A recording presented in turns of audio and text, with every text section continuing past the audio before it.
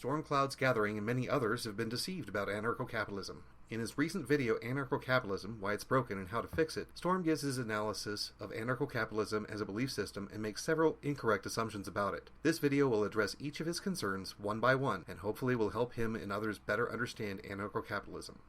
Let's get started. Let's start with points of agreement. We agree about the non-aggression principle. The initiation of force or threats of force to impose one's will onto others is not acceptable. We agree that any claims of human ownership, whether explicit or implied, are illegitimate. We agree that exchanges of resources and labor should be voluntary. We also agree that the state, as defined as a monopoly on violence in a specific region, is a dangerous and destructive social construct. Yes, we agree about the non-aggression principle, but it's important that we clarify what Storm means when he says human ownership. Anarcho-capitalists don't accept that humans can own other humans, but we acknowledge that humans own themselves. This is a difficult concept for some to understand, but the fact is that you are not your body.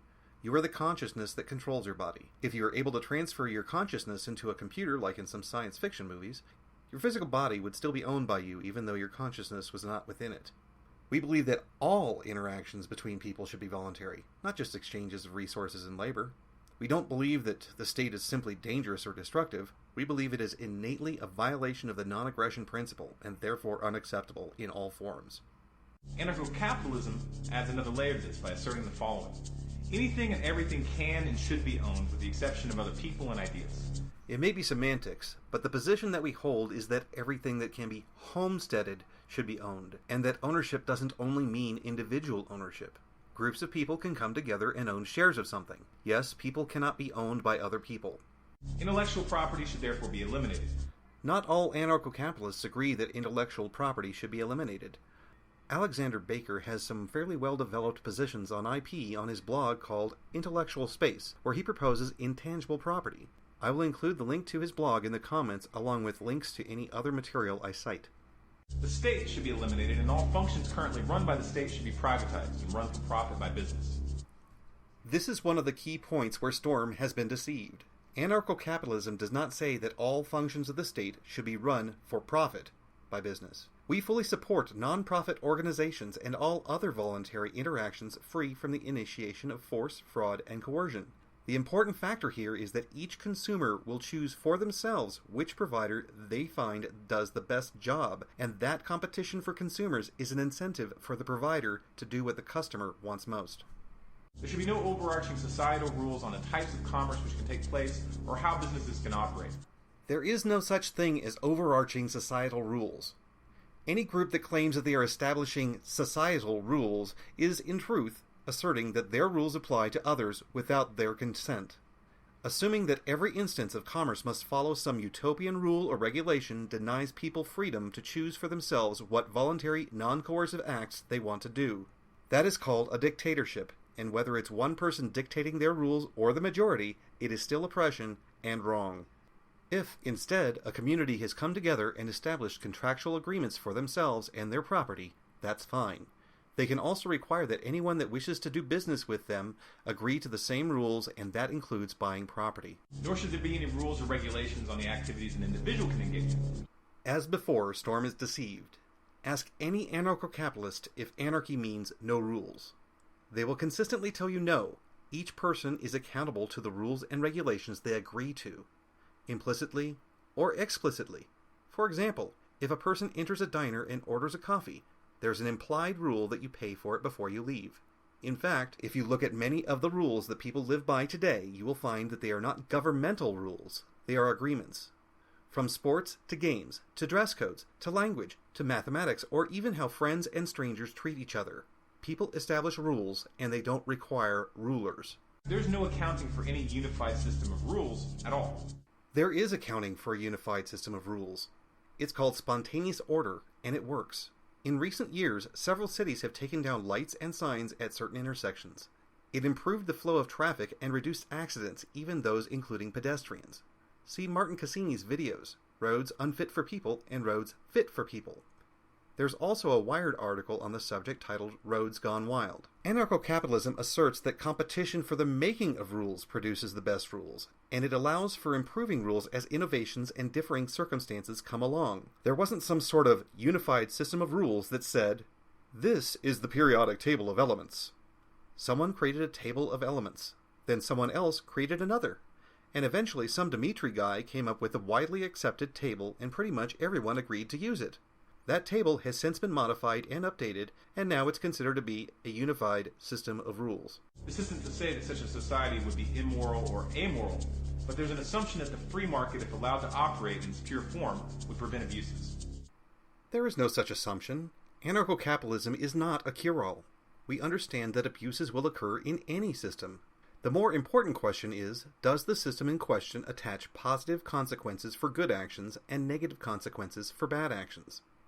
It is our position that anarcho-capitalism does so better than any other system. And finally, there would be no borders or national boundaries, as the enforcement of these boundaries would be viewed as arbitrary and violent, and the manifestation of collectivism. There would, however, be enforcement of people's property rights. It's unlikely that everyone that owned a point of entry would deny passage, but if circumstances required it, say dealing with an aggressive country, there is, in essence, a border.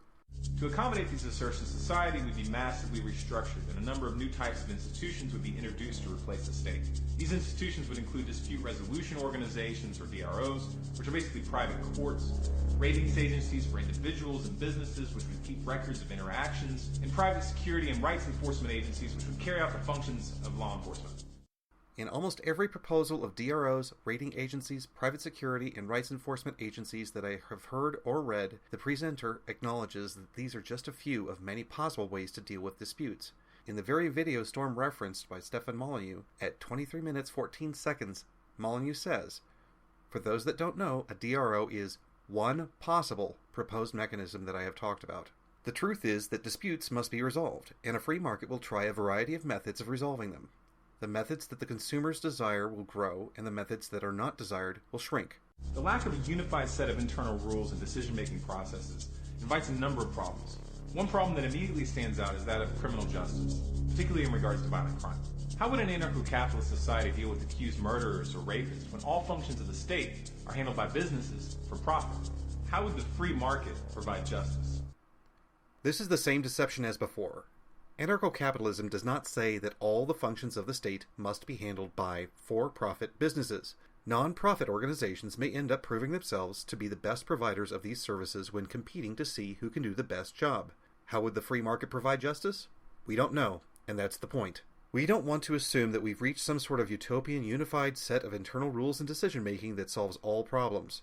Free markets produce innovations, new ideas, and we do not want to have those new ideas prohibited from replacing bad ideas that should be replaced.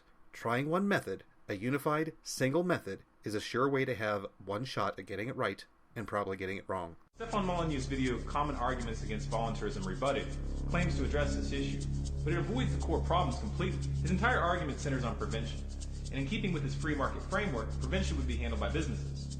Now, he opens his proposition with the following statement. In a free society, the greatest profits are made from prevention, not from cure. There's absolutely no evidence whatsoever to back up this assertion. And in fact, even a cursory examination of existing economies in various states and regulations shows that the very opposite is true. If you go to rural Mexico, for example, there is evidence to back this assertion. Remember, Molyneux is talking about an insurer that pays for damages done by your child, so we need to look at systems of insurance for comparison. Molyneux's assertion wasn't about the cost of cures or preventative health care for a consumer without an insurance provider being involved, and last time I checked, you won't find them in rural Mexico. So let's look at how insurance works. Car insurance providers evaluate their customers' likelihood of having an accident. They look at grades, gender, age, driving history, and more. They offer lower rates to low-risk drivers, higher rates to higher-risk drivers, and won't even insure the very high-risk drivers. Why is that? Because they are aware of the predictive nature of activities that reduce the likelihood of crashes, and by taking preventative steps, they are reducing their costs. The most profitable customer for an auto insurance provider is someone that never files a claim. Health and life insurance providers also screen their potential clients for at-risk behavior, higher likelihood of health problems, and so on.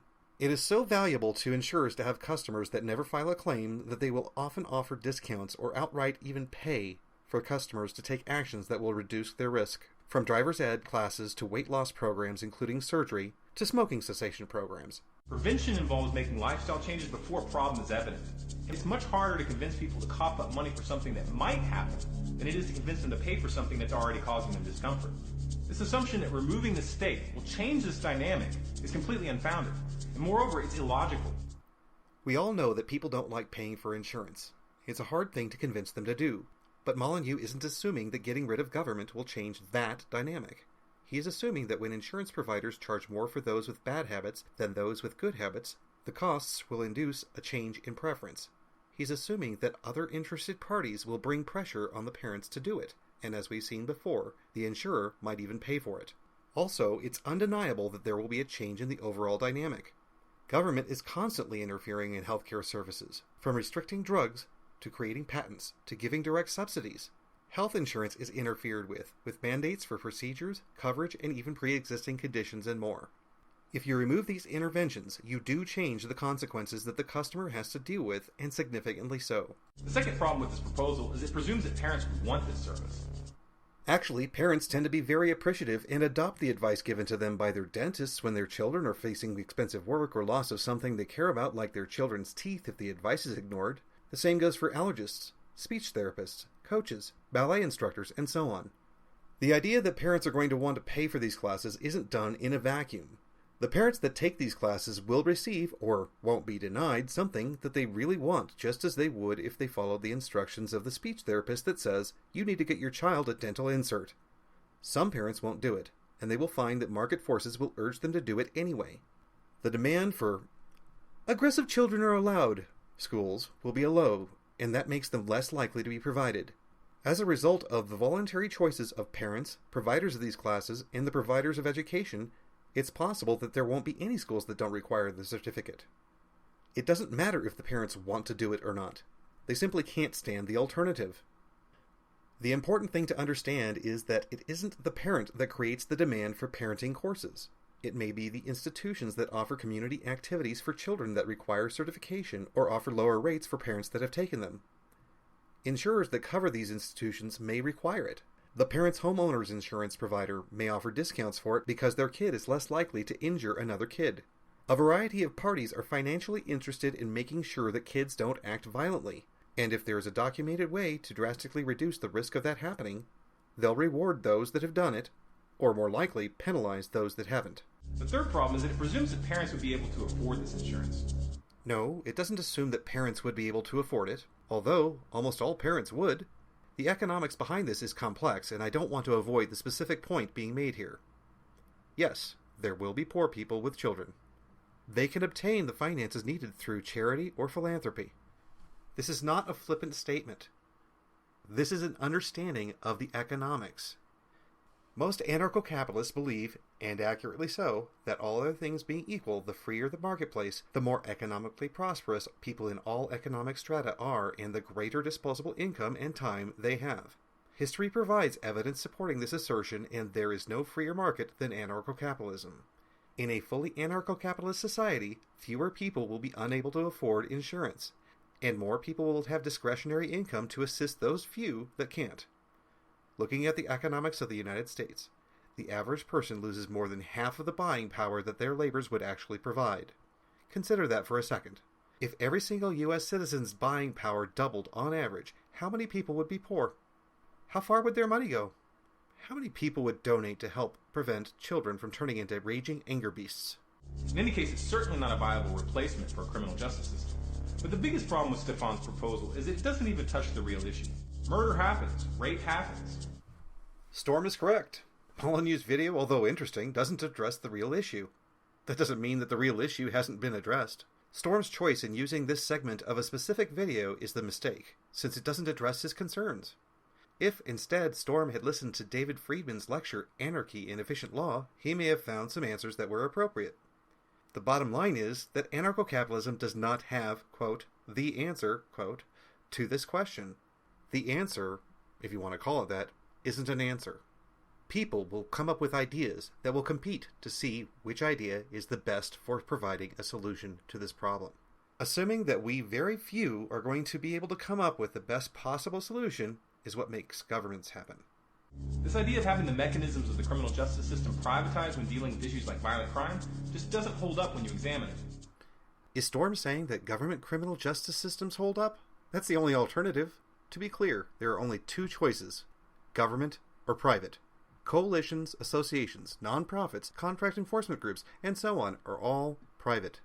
I would encourage anyone interested in how criminal justice is handled without a government to watch the YouTube video Ireland, Stateless for 2,000 Years for a brief intro on how private justice systems actually happened in Ireland.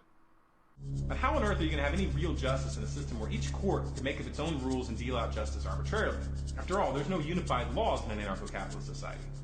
How on earth are you going to have a language that all people can understand and find effective when there's no unified laws as to how language should work? How on earth are you going to find the best way to provide groceries to consumers when there's no rules on how it's to be done?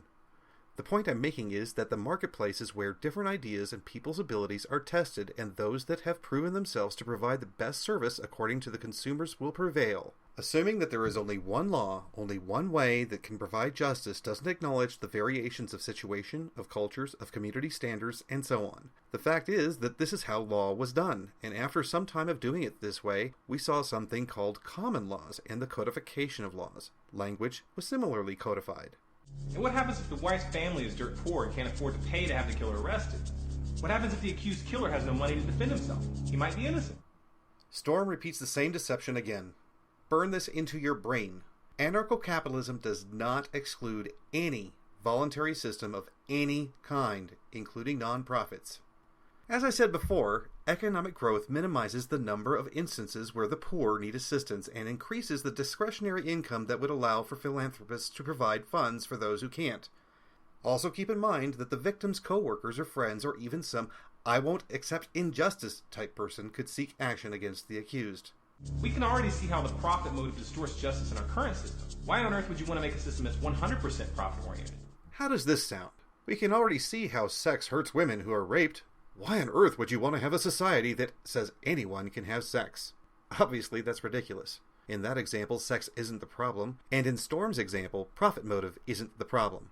It is the violation and initiation of force that is the problem. The fact that we have a government monopoly on the provision of justice perverts the profit motive incentives. The intricacies of how profit creates appropriate incentives for bad actors and good actors, even in the justice system, are very complex. But there is no comparison between free market profit motives and the marketless state profit motives. The concept that a pure free market environment will mitigate the abuses of power by businesses who are able to use violence, such as private police forces or private militares, or that free market forces would prevent the establishment of monopolies, cartels, and criminal syndicates, is based on faulty logic. I would go into the economics of how free markets favor small businesses and prevent monopolies and cartels, but I don't have to. Storm uses the word mitigate, and I will clearly show one small factor of how free markets would lessen, reduce, or temper the abuses of power by businesses who are able to use violence. Here's the logic. The government is a well-established system. Participation is mandatory, and our society believes it is an institution required for order. They not only accept its use of violence, but they actually cheer the use of it. A free market provider of protection services, however, is voluntary, and society has no belief that Joe's protection services is somehow required for order when Susan's protection services could readily be hired instead. So, if we compare the two options of a pre-existing monopoly with socially authorized violence to gain funding, and a competing marketplace without socially authorized violence to gain funding, the term mitigated is logically appropriate. The free market works towards one thing and one thing only: the equilibrium of supply and demand as expressed in prices. The sellers want to make the most money possible, buyers want to pay the least money possible, and the market is the tension between these two forces. This is a gross simplification of the free market, and it doesn't accurately reflect market forces. Something's price isn't determined in a vacuum. There are many other things that determine price, like the presence of an acceptable alternative. The supply of cable TV may be limited and could command a certain price, but then the internet, movies, and video games are potential alternatives. The price system is a very complex thing. In essence, the price system is how prices of things end up relating to each other because of their resource costs and how those costs interact, as well as how things compete for the same dollars. I recommend reading Market Theory in the Price System by Israel Kirzner to learn this subject. The market itself is amoral.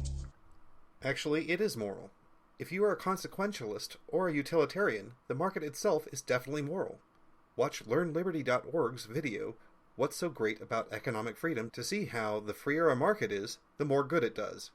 If you are a free thinker, the fact that the free market does not involve the initiation of force makes it moral. If you are a humanist, a free market functions as a result of the agency of individual humans respecting their individual thought, so it is moral.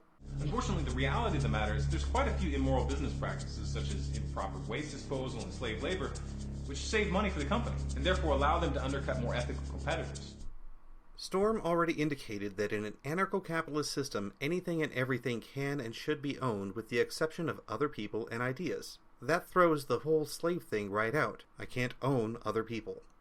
If I own a section of river and you pollute upstream, you've polluted my river and I have a claim of damages and your business loses a lot of money. A company that uses improper waste disposal is polluting someone's property because everything is owned. So apparently, anarcho-capitalism deals with these quite handily. Morality only figures into these decisions to the degree that people are willing to make an economic sacrifice for the sake of their morality. And these kinds of sacrifices inherently run counter to market forces.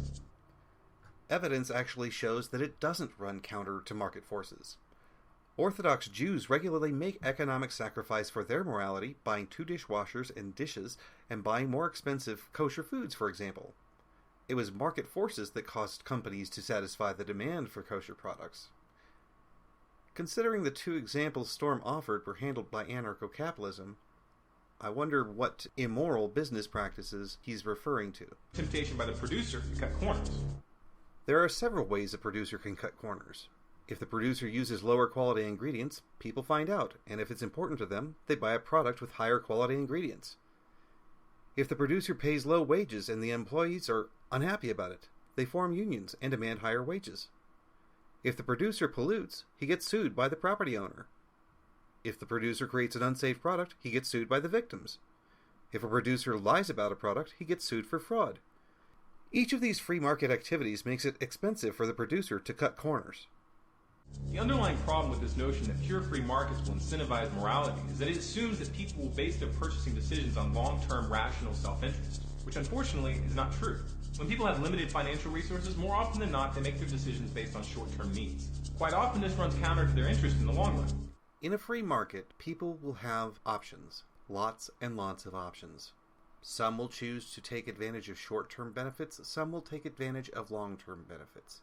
Each person will make their own decisions, and each person is doing so in a voluntary way. That is moral.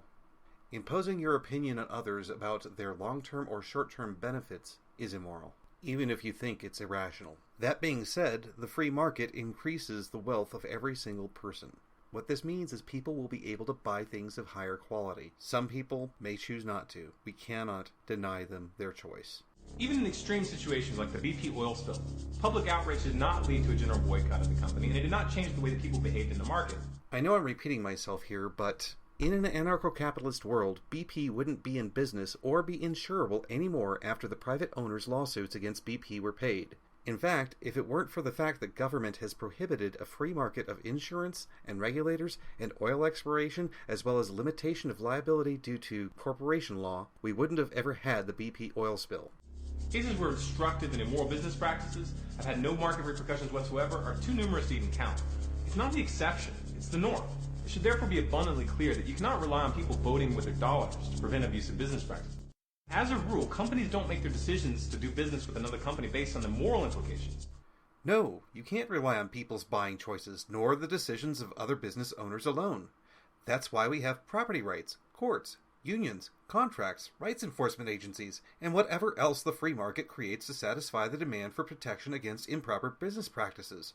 If there's an example of a business practice that doesn't violate someone or their property such that they can sue for damages, I'm just not seeing it, and it certainly wasn't present in any of the examples provided by Storm. Even if a citizen were to somehow win against a company, who would enforce the judgment? To assume that companies are going to play nice to preserve their reputation is naive. When it comes to managing reputation, companies hire public relations firms. So in reality, there would be nothing to hold these companies in check at all in an anarcho-capitalist system. Who would enforce the judgment? We don't know. A court? Honest, consistent, and reliable judgment resolution is a service just like any other, and competition for who can do it best will determine the methodology. This case is not an example of where a reputation system would come into being, and it's quite a misunderstanding of the reputation system put forth by some anarcho-capitalists. The reputation system that has been suggested is not a market perception that PR firms can affect. It's similar to eBay and Amazon's model, where bad business practices cause people to stop buying from you. As with DROs, reputation systems are only a guess as to what the market might provide. Other solutions can and will be tried. This is the second time that Storm used the term naive, which is a synonym for stupid. Look it up at thesaurus.com. Ignorant, however, is not, and despite Storm's lack of understanding of the anarcho-capitalist position, I would still not use that term to describe him or his thinking because of the negativity it implies. Storm has said during his fireside chats that he wanted discussions on these issues to be constructive and respectful. Calling someone's position naive is neither. At the beginning of this video, Storm said, "I sincerely hope that you can listen to this presentation without feeling like it's an attack against you as a person." I'm sorry, but the use of the term naive when describing your opponent's position is in fact a flat-out attack against them as a person. We can also look at how organized crime syndicates conduct themselves. Mafias and criminal cartels are businesses. Hold on right there. Organized crime's actions cannot be compared in any way with a free market. The participants cannot seek arbitration except with a group whose existence is entirely prohibited by government. Any person that even attempted to resolve a dispute in these conditions would have the additional pressure that government applies. This is a straw man, and a flimsy one. In terms of social structure, businesses and governments are virtually identical. Both are forms of vertical collectivism, which means that they're top-down structures which use a chain of command to allow a few individuals at the top to control everyone below. The only real differences between a government and a business is that in our current system, the range of action that a business can engage in is limited by the state. This is another point where Storm is deceived. Businesses do not have any innate social structure. There can be co-op businesses, employee-owned businesses, randomly assigned daily boss businesses, or whatever you want.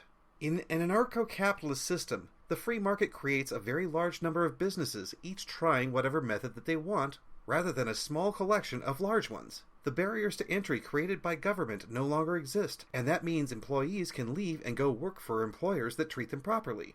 The most significant difference between a government and a business is that you can opt out of working for a business and start your own. Take away the restraints and there's absolutely nothing preventing a business from enslaving its employees, engaging in warfare when it's profitable, using physical force to steal from a civilian population, or even levying taxes. There are other restraints, like the fact that businesses, unlike governments, aren't given societal approval for initiating violence. Like the fact that there is no prohibition for citizenry to buy weapons and use them to defend themselves against said business. Does anyone really think that it's ever profitable to engage in warfare, enslave people, or steal from the civilian population without societal approval? Watch The Tiny Dot by Larken Rose and tell me that it's possible that some businesses will do all these evil things. Storm is also ignoring the fact that these businesses will have competitors that will definitely go to war to prevent their customers from being forced to fund their competition. War is expensive and is never turned a profit when the society does not approve their occupation. This really isn't speculation. We can look at cacao plantations in rural Africa where the state is too weak to ensure employee rights. These things don't happen because of the state. They happen because it's profitable. The state has prohibited any competition in providing the service of ensuring employee rights. The state has prohibited or interfered with the ability of the common man to buy guns. The state has interfered with the ability of foreign investors to come in and compete with local businesses that grease their palms. In some cases, the government is actually the company or warlord that runs it. It is important to realize that the anarcho-capitalist system is not one that can be obtained without starting from freedom. These people never had freedom, they never understood it, and they have no idea what it means. And I'm sure that the state had nothing to do with the people's understanding of freedom. Anarcho-capitalism, if implemented in its current form, will inherently turn into a state. And if you go down that route, it may take quite a long time before you get back to having a society as free as what we have now, because you would most likely pass through a period of outright feudalism. With such a misunderstanding of the free market or anarcho-capitalist positions, this conclusion might be understandable. But Storm has a view of anarcho-capitalism that isn't reality. A top-down business structure with one man at the top is basically a monarchy. In fact, you could replace the word employee with the word serf, the word upper management with lord. It's really just a question of semantics. The social reality is indistinguishable. Of course, someone might say that this is unfair because you can quit a company and go work for someone else. But this is based on our current system where businesses have a limited range of action. Anarcho-capitalism does not dictate that businesses will be top-down business structures. So, maybe we don't have a monarchy. We might just have an egalitarian system, because we're all even owners of the business. I would say that you could quit the company and start your own business and be your own lord at any time. I would say that you can make contracts specifying exactly what your lord can or cannot do as a condition of your employment. No, this isn't based on our current system where businesses have a quote-unquote limited range of action. where they can lobby the politicians and change that at any time. This is based on the anarcho-capitalist system where businesses actually have a limited range of action. Who is going to protect your rights if you have no money? People like me. People like you. People who actually care about others not getting screwed, and a lot of them judging by the number of people who vote thinking that it'll actually help the poor. Of course, we have to get them to accept the concept of anarcho-capitalism first. And this brings us to the root of the problem in this belief system. The commoditization of culture. Distilling all human interaction down to a price tag is a distortion. I hate to nitpick, but law, arbitration, and protection services aren't culture. Culture is the arts and other manifestations of human intellectual achievement regarded collectively. When it comes to these difficult services, however, it's hard to imagine a system that uses money. How do you evaluate the price of punishing a murderer? How do you evaluate the price of protecting your life? Storm is deceived if he believes that anarcho-capitalism distills human interaction to a price tag. It just doesn't deny that it might work to do it that way. Let's look at the possibility of it. Actions have costs, and those are an accurate reflection of all human interaction. If you choose to hang out with your friends after work, one of the costs is that you're not hanging out with your significant other, and that might not be good. People make choices, and different choices have different results. The results of those choices not taken are called opportunity costs, and they always exist. As Geddy Lee says in Free Will, if you choose not to decide, you still have made a choice.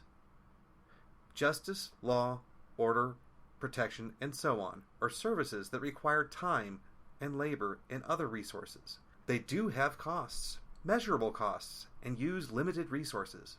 Consider this: every single product or service that has been provided by the free market using prices and competition has done exceptionally well at producing something that people want. Should we prohibit or not even try such a system when it has worked for everything else? At this point, Storm goes into some suggestions he has. There's really no point going through them. He does not understand what anarcho-capitalism is. That being said, let's make it clear what anarcho-capitalism is. Anarcho-capitalism is two things: the non-aggression principle. I do not violate you, you do not violate me. I don't initiate violence against you, you don't initiate violence against me. It's also the respect for property rights. And that means that you can own something, and I respect that. And I can own something, and you respect that. Or we can all share something and consider it group property, and we all respect that. There are some people who have come up with a variety of interesting ideas as to how things might work in an anarcho-capitalist society. But none of it is a conclusion. Anarcho-capitalism does not have conclusions about how things will be run. Anarcho-capitalism is a position that says, I don't know, and I want to see who can come up with the best idea for making it happen. Well, there it is. I apologize since it's my first video. It's not exactly as good as I hoped it would be, and I will certainly try to work on my presentation in the future. Please comment or give me a vote up or down, doesn't matter, and let me know what you thought. Thanks for listening.